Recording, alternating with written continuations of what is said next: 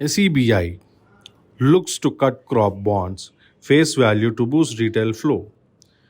To enhance the participations of retail investors in the corporate bond market, SBI on Tuesday decided to drastically cut the face value of such debit securities to rupees 10,000 from 1 lakh at percent.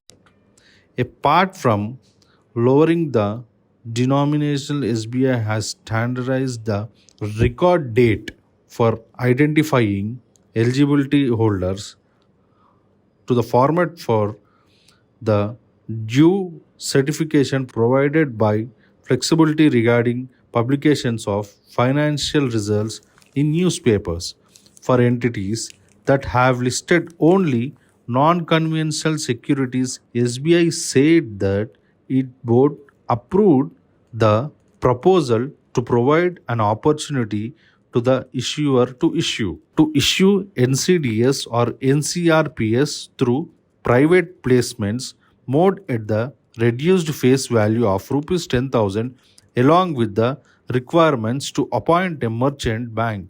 Such non-confidential demand NCDS and non-convertible preference shares NCRPS should be plan vanilla interest or dividend bearing instruments PTI.